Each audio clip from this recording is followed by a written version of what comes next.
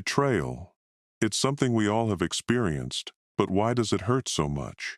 Well, the thing is, betrayal doesn't usually hurt the most when it happens. It hurts after, when you sit there replaying everything and realize the person who harmed you had access because you trusted them. There are many types of betrayal. Betrayal from a friend, betrayal from a partner, and even betrayal of yourself. So let's look at why betrayal happens in the first place and what is actually required for it to happen. Most of the time, you get betrayed when you least expected it. It always comes from someone you kept close, not an enemy. An enemy is someone you know of and are already aware of.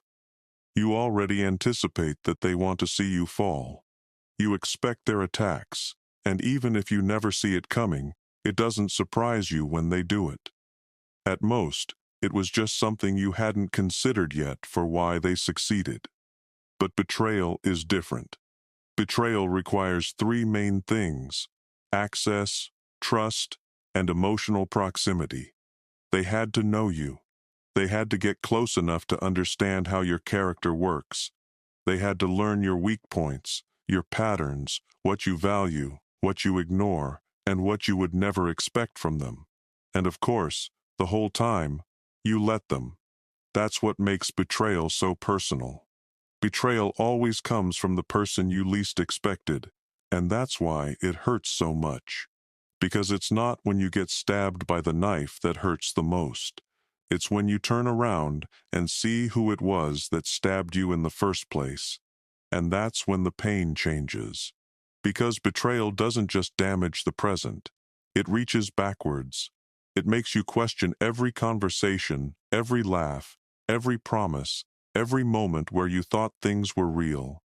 Suddenly, memories that once felt safe now feel suspicious. Not because they changed, but because your understanding of them changed. That's why betrayal feels so violating. It doesn't only break trust. It makes you feel like your own memory lied to you. But you can also betray yourself.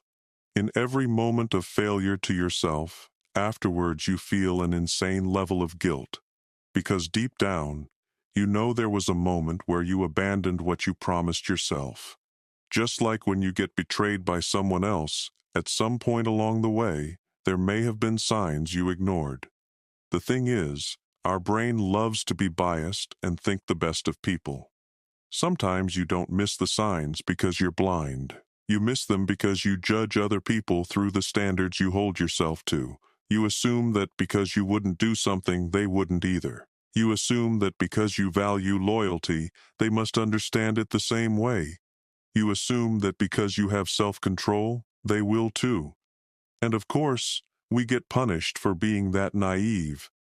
Even if we never expected someone to do something that betrayed our trust, oftentimes all it takes is a temporary emotion, pressure, jealousy, fear, or a certain event for them to forget all the good you did for them. Sure, it's annoying and unfair, but it's awfully human. During threats, we often prioritize the present. It's kind of like fight or flight kicking in.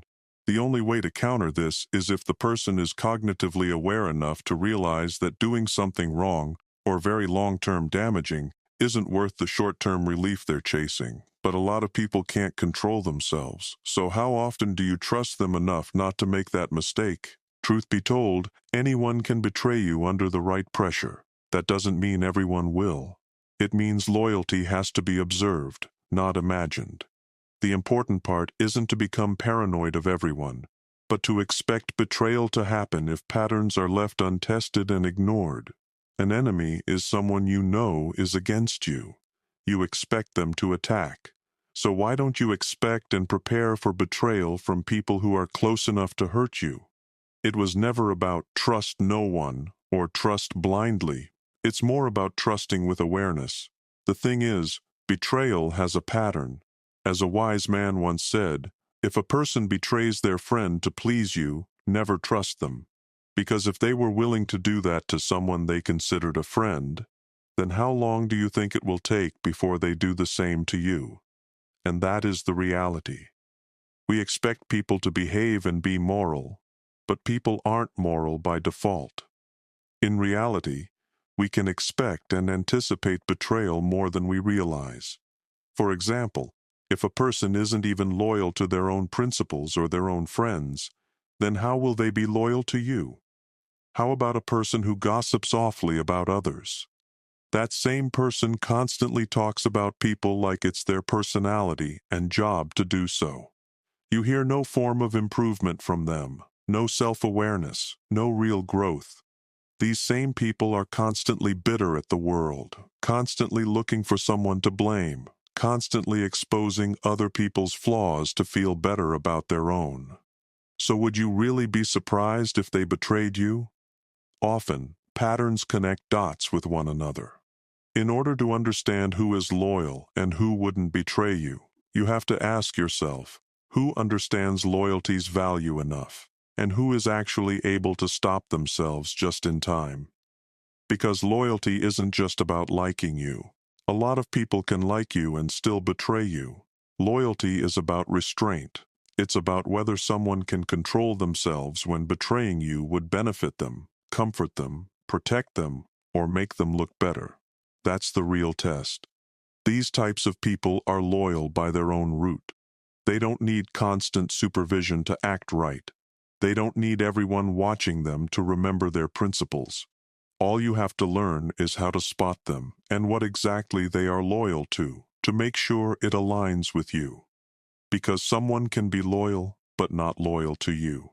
They can be loyal to attention, loyal to comfort, loyal to status, loyal to whoever gives them the most validation in the moment. And if you don't notice what someone truly serves, you'll mistake closeness for loyalty. In the end, betrayal reveals more about your perception than their actions. It forces you to confront the gap between reality and belief. Because sometimes the pain isn't just that they betrayed you, it's that a part of you knows you wanted to believe they wouldn't. And maybe betrayal hurts because it exposes two people at once, the person who broke your trust and the version of yourself that wanted so badly to believe they never would.